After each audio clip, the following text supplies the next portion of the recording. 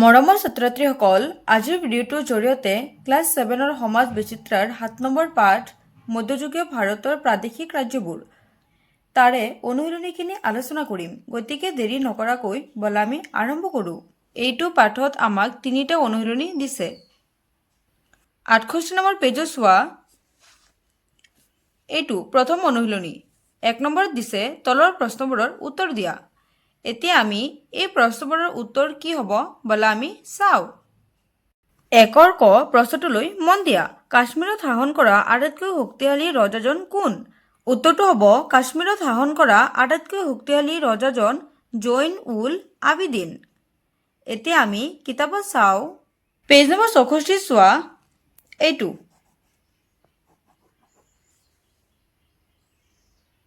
এতিয়া খ নম্বৰ প্ৰশ্নটোলৈ মন দিয়া।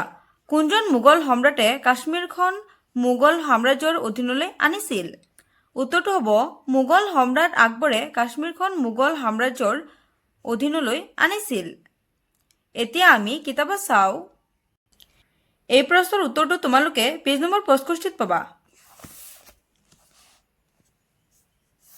এইটো চোৱা। ইয়াৰ পৰা ইমানখিনি। এতিয়া গ নম্বৰ প্ৰশ্নটোলৈ মন দিয়া। বিখ্যাত হলদিঘাটৰ যুদ্ধ কাৰ কাৰ মাজত সংঘটিত হৈছিল? উত্তৰটো হ'ব বিখ্যাত হলদিঘাটৰ যুদ্ধ মেৱাৰৰ ৰজা মহাৰাণা প্ৰতাপ আৰু মোগল সম্ৰাট আকবৰৰ মাজত হৈছিল। এইটো মনত ৰাখিবা। এতিয়া কিতাপত চোৱা। এই প্ৰশ্নৰ উত্তৰটো তোমালোকে পেজ নম্বৰ 65 পাবা। এইটো জানো আহা। এইখিনি পঢ়িলেই তোমালোকে এই প্ৰশ্নৰ উত্তৰটো পাই যাবা। এতিয়া ঘ নম্বৰ প্ৰশ্নটোলৈ মন দিয়া। জোনপুৰ ৰাজবংশৰ শ্ৰেষ্ঠ ৰজা কোন? উত্তৰটো হ'ব জোনপুৰ ৰাজবংশৰ শ্ৰেষ্ঠ ৰজা চুলতান ইব্ৰাহিম শ্বাহ। এতিয়া তোমালোকে এই প্ৰশ্নৰ উত্তৰটো কোনটো পেজত পাবা চোৱা। 66 নম্বৰ পেজত চোৱা। এইটো চুলতান ইব্ৰাহিম শ্বাহ। এতিয়া 19 নম্বৰ প্ৰশ্নটোলৈ মন দিয়া। চাৰকী স্থাপত্যশৈলী বুলিলে কি বুজা? ইয়াৰ উত্তৰটো হ'ব চাৰকী ৰাজবংশৰ স্থাপত্যশৈলীক চাৰকী স্থাপত্যশৈলী বোলা হয়। এই শৈলীত তুগলক আৰু স্থানীয় শৈলীৰ সংমিশ্ৰণ ঘটা দেখা যায়। এতিয়া আমি কিতাপত চাওঁ। এই প্ৰশ্নৰ উত্তৰটো তোমালোকে পেজ নম্বৰ 66তে পাবা। এইটো চোৱা। চাৰকী স্থাপত্যশৈলী। ইয়াৰ পৰা ইমানখিনি। এতিয়া প্ৰথম প্ৰশ্নটোলৈ মন দিয়া। গুজৰাটৰ আটাইতকৈ শক্তিশালী ৰজাজন কোন আছিল? উত্তৰটো হ'ব গুজৰাটৰ আটাইতকৈ শক্তিশালী ৰজাজন আছিল মহম্মদ বাগাৰা। এতিয়া আমি কিতাপত চাওঁ। পেজ নম্বৰ 67 চোৱা। গুজৰাটৰ আটাইতকৈ শক্তিশালী ৰজা আছিল মহম্মদ বাগাৰা। ইয়াৰ পৰা ইমানখিনি। এতিয়া দ্বিতীয় নম্বৰ প্ৰশ্নটোলৈ মন দিয়া। মালৱত শাসন কৰা ৰাজবংশ দুটাৰ নাম কি? উত্তৰটো হ'ব মালৱত শাসন কৰা ৰাজবংশ দুটাৰ নাম হ'ল ঘুৰি আৰু খালজী। এতিয়া আমি কিতাপত চাওঁ। 68 নম্বৰ পেজত চোৱা।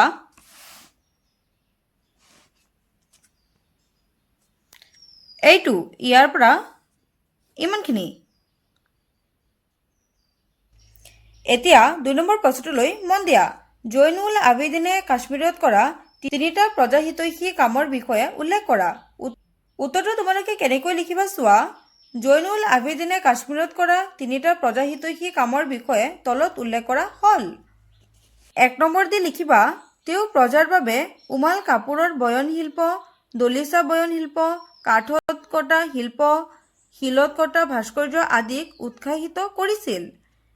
তাৰপিছত 2 নম্বৰ দি লিখিবা কৃষিৰ বিকাশৰ বাবে তেওঁ পাহাৰীয়া নদীত কেইবাটাও বান্ধ দি জলসিঞ্চনৰ ব্যৱস্থা কৰিছিল। 3 নম্বৰ দি লিখিবা তেওঁ বিভিন্ন নদীত দলং নিৰ্মাণ কৰিছিল আৰু নতুন নগৰ স্থাপন কৰাত আগভাগ লৈছিল। এতিয়া আমি কিতাপত চাওঁ। এই প্ৰশ্নৰ উত্তৰটো পেজ নম্বৰ 64ত ধুনীয়াকৈ দিয়া আছে। এইটো প্ৰথম পইণ্টটো তোমালোকে ইয়াৰ পৰা ইমানখিনি লিখিবা। তাৰপিছত ইয়াৰ পৰা ইমানখিনি আৰু একেবাৰে শেষত ইয়াৰ পৰা ইমানখিনি। প্ৰথম পইণ্ট, ইয়াৰ পৰা ইমানখিনি দ্বিতীয় পইণ্ট আৰু ইয়াৰ পৰা ইমানখিনি তৃতীয় পইণ্ট। এতিয়া আমি ৩ নম্বৰ প্ৰশ্নটোলৈ মন দিওঁ। গুজৰাট ৰাজ্যখন অৰ্থনৈতিকভাৱে কিয় সবল আছিল? উত্তৰটো হ'ব গুজৰাট ৰাজ্যখন অৰ্থনৈতিকভাৱে সবল আছিল কাৰণ গুজৰাট মধ্যযুগৰ ভাৰতৰ এখন সমৃদ্ধিশালী ৰাজ্য আছিল।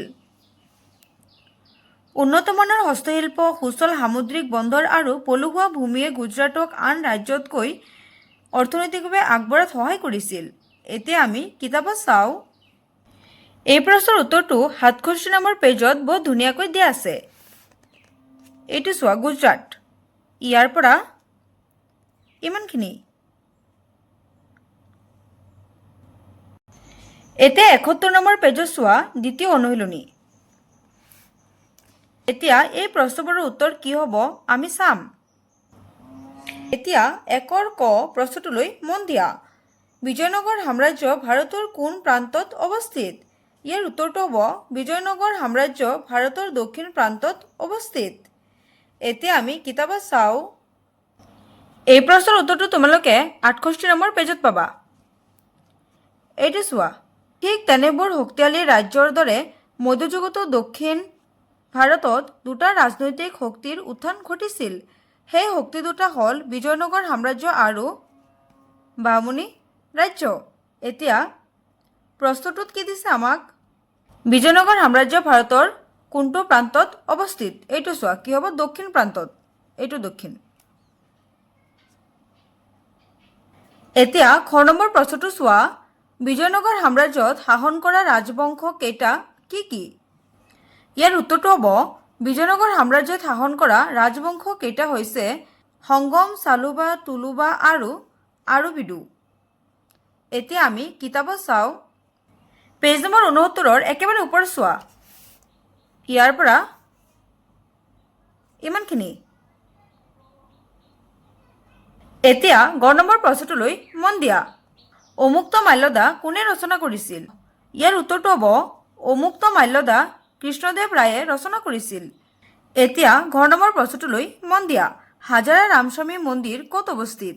উত্তৰটো হ'ব হাজাৰা ৰামস্বামী মন্দিৰ কৰ্ণাটকত অৱস্থিত। ক'ত অৱস্থিত? কৰ্ণাটকত।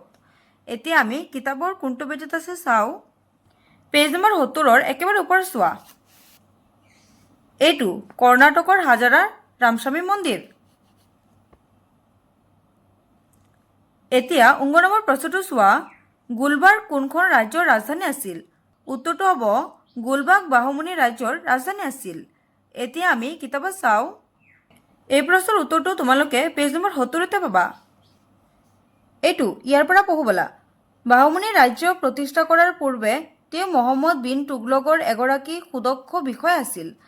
দাক্ষিণাত্যৰ এক বৃহৎ অংশ আৱৰি থকা এই ৰাজ্যৰ ৰাজধানী আছিল গুলবাৰ্গ। কোনখন ৰাজ্যৰ?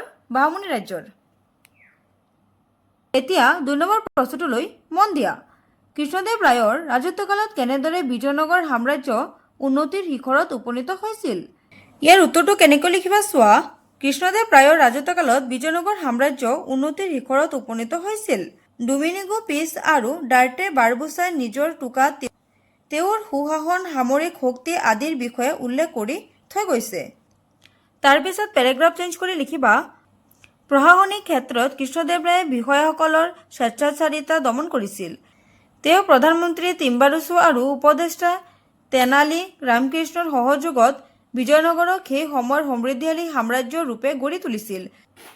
তেওঁ অধিক ৰাজ্য জয় কৰাতকৈ প্ৰজাৰ জীৱনশৈলীৰ বিকাশ আৰু সমস্যা সমাধানৰ ক্ষেত্ৰত অধিক গুৰুত্ব দিছিল। এতিয়া তোমালোকে কিতাপৰ কোনটো পেজত পাবা চোৱা। পেজ নম্বৰ 69 চোৱা। তোমালোকে আৰম্ভণিটো ইয়াৰ পৰা কৰিবা। ইয়াতে তেওঁৰ ঠাইত কৃষ্ণদেৱ ৰায় লিখিবা। তাৰপিছত ইমানখিনি, পিছত ইয়াৰ পৰা ইমানখিনি, তাৰপিছত ইয়াৰ পৰা ইমানখিনি আৰু একেবাৰে শেষত কি কৰিবা? ইয়াৰ পৰা ইমানখিনি। এতিয়া 3 নম্বৰ প্ৰশ্নটোলৈ মন দিয়া। বাহমনিসকল কাৰ লগত আৰু কিয় সঘনাই সংঘাতত লিপ্ত হৈছিল? ইয়াৰ উত্তৰটো হ'ব বাহমনিসকল সঘনাই বিজয়নগৰৰ লগত সংঘাতত লিপ্ত হৈছিল। এই সংঘাতৰ মূল কাৰণ আছিল বাণিজ্যিক স্বাৰ্থ আৰু ৰাজ্যৰ সুৰক্ষা। এতিয়া 4 নম্বৰ প্ৰশ্নটোলৈ মন দিয়া। মহম্মদ গবন নামৰ বিষয়াজন কাৰ অভিভাৱক হিচাপে আৰু কিয় ৰাজকাৰ্য পৰিচালনাৰ দায়িত্ব অৰ্পণ কৰা হৈছিল? উত্তৰটো চোৱা। তৃতীয় মহম্মদ শ্বাহে মাত্ৰ 9 বছৰ বয়সতে বাহমনি ৰাজ্যৰ সিংহাসন আৰোহণ কৰিছিল। তেওঁ কম বয়সীয়া হোৱাৰ বাবে মহম্মদ গবন নামৰ বিষয়া এজনে তেওঁৰ অভিভাৱক হিচাপে ৰাজকাৰ্য পৰিচালনা কৰিছিল। কিয় কৰিছিল? কাৰণ তেওঁ নাবালক আছিল, কম বয়সীয়া আছিল। এতিয়া আমি কিতাপত চাওঁ। এই প্ৰশ্নৰ উত্তৰটো তোমালোকে দ্বিতীয় অনুশীলনীৰ একেবাৰে ওপৰতে পাবা। এইটো চোৱা, ইয়াৰ পৰা ইমানখিনি।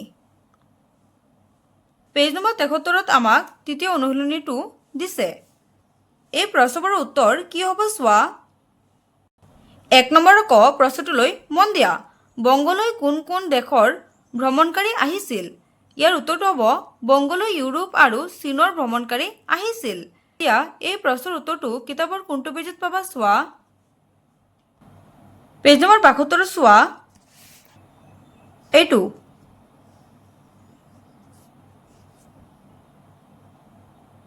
এতিয়া খ নম্বৰ প্ৰশ্নটোলৈ মন দিয়া। কোনটো ৰাজবংশৰ দিনত পৰ্তুগীজসকলে বংগত কাৰখানা স্থাপন কৰিছিল? উত্তৰটো হ'ব হুছেইন শ্বাহ ৰাজবংশৰ দিনত পৰ্তুগীজসকলে বংগত কাৰখানা স্থাপন কৰিছিল। এতিয়া আমি কিতাপত চাওঁ। এই প্ৰশ্নৰ উত্তৰটো তোমালোকে 72 নম্বৰ পেজতে পাবা। এইটো হুছেইন শ্বাহ। এতিয়া গ নম্বৰ প্ৰশ্নটোলৈ মন দিয়া। উৰিষ্যাৰ শক্তিশালী ৰাজবংশটো কি আছিল? ইয়াৰ উত্তৰটো হ'ব উৰিষ্যাৰ শক্তিশালী ৰাজবংশটো গজপতি আছিল। এতিয়া আমি কিতাপত চাওঁ। পেজ নম্বৰ 72 চোৱা। এইটো গজপতি। এতিয়া ঘ নম্বৰ প্ৰশ্নটোলৈ মন দিয়া। উৰিষ্যাৰ কোনখন ঠাই মধ্যযুগৰ ধৰ্ম আৰু সংস্কৃতিৰ কেন্দ্ৰস্থল আছিল? ইয়াৰ উত্তৰটো হ'ব উৰিষ্যাৰ পুৰীৰ জগন্নাথ মন্দিৰ মধ্যযুগৰ ধৰ্ম আৰু সংস্কৃতিৰ কেন্দ্ৰস্থল আছিল। এতিয়া আমি কিতাপত চাওঁ। এইটো ইয়াৰ পৰা ইমানখিনি। নম্বৰ প্ৰশ্নটো চোৱা। কমল খান গখৰক কোন আছিল? উত্তৰটো হ'ব কমল খান গখৰক আছিল গখৰসকলৰ মুখিয়াল, লগতে তেওঁক আকবৰে নিজৰ মঞ্চবদাৰ পাতিছিল। এতিয়া আমি কিতাপত চাওঁ। 3 নম্বৰ অনুশীলনীৰ অলপ ওপৰতে চোৱা। ইয়াৰ পৰা ইমানখিনি। এতিয়া 2 নম্বৰ প্ৰশ্নটোলৈ মন দিয়া। উৰিষ্যা ৰাজ্যৰ পতন কিয় ঘটিছিল? উত্তৰটো হ'ব চুবুৰীয়া ৰাজ্যৰ লগত সঘনাই হোৱা যুদ্ধ বিগ্ৰহৰ ফলত উৰিষ্যা ৰাজ্যৰ পতন ঘটিছিল। এতিয়া আমি কিতাপত চাওঁ। পেজ নম্বৰ 72 চোৱা। ইয়াৰ পৰা ইমানখিনি। এতিয়া 3 নম্বৰ প্ৰশ্নটোলৈ মন দিয়া। জাট আৰু গদ্দীসকল কোন আছিল? তেওঁলোকে কিয় এঠাইৰ পৰা আন এঠাইলৈ ঘূৰি ফুৰিছিল? উত্তৰটো হ'ব জাট আৰু গদ্দীসকল আছিল ভাৰতৰ মৰুভূমি অঞ্চলৰ অঘৰী জাতি। তেওঁলোকৰ মূল জীৱিকা আছিল চিকাৰ আৰু পশুপালন। পশুৰ খাদ্যৰ সন্ধানত তেওঁলোকে এঠাইৰ পৰা আন এঠাইলৈ ঘূৰি ফুৰিছিল। এতিয়া আমি কিতাপত চাওঁ। এই প্ৰশ্নৰ উত্তৰটো তোমালোকে 3 নম্বৰ অনুশীলনীৰ অলপ ওপৰতে পাবা। এইটো চোৱা। ইয়াৰ পৰা ইমানখিনি। এতিয়া 3 নম্বৰ অনুশীলনীৰ একেবাৰে শেষৰ প্ৰশ্ন অৰ্থাৎ 4 নম্বৰ প্ৰশ্নটোলৈ মন দিয়া। মধ্যযুগত ভাৰতত বাস কৰা অঘৰী জাতি কেইটাৰ নাম লিখা। তেওঁলোকৰ প্ৰধান জীৱিকা কি আছিল? উত্তৰটো কি হ'ব চোৱা। মধ্যযুগত ভাৰতত বাস কৰা অঘৰী জাতিকেইটাৰ নাম হ'ল জাট, গদ্দী, বঞ্জাৰা আৰু গুৰ্জৰসকল।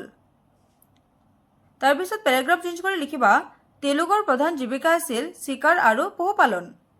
এতিয়া আমি কিতাপত চাওঁ। এই প্ৰশ্নৰ উত্তৰটো তোমালোকে 3 নম্বৰ অনুশীলনীৰ অলপ ওপৰতে পাবা। ইয়াৰ পৰা ইমানখিনি। এতিয়া 74 নম্বৰ পেজত চোৱা।